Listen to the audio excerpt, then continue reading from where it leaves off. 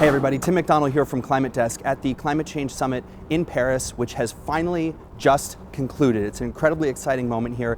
Diplomats from around the world, after working on climate change negotiations for over 20 years, have finally managed to reach a legally binding agreement that almost every country on Earth has agreed to reduce their greenhouse gas emissions over time and start to prepare for the impacts of climate change. This is it right here. I'm holding it in my hands. This is the agreement. It's about 25 pages long. This is the first ever legally binding document internationally that starts to tackle climate change. Now, there are some things in this that not everyone was happy with, and in fact, right at the very end of the negotiation, up until just about an hour ago, we were waiting to hear, it turned out there were actually some typos in this document that kind of threw a wrench into the works right at the last minute, but that appears to be resolved now. This agreement has been officially adopted just minutes ago, and now the really difficult work starts to take place. A lot of the things that are in this agreement don't necessarily get us to where we need to be on climate change. The problem isn't solved. What this does instead is to set out a set of steps starting in 2018, 2020, and then every 5 years after that, countries are going to be ramping up their climate ambitions. This really kind of lays out the roadmap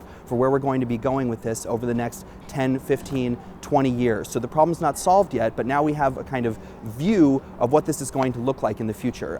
It's hard for me to overstate how significant this moment is. Like I said, this is something we've been working on and waiting for a very long time. It's a huge moment for the climate change movement, and I'm going to go join the party. Have a great night, everyone. Goodbye.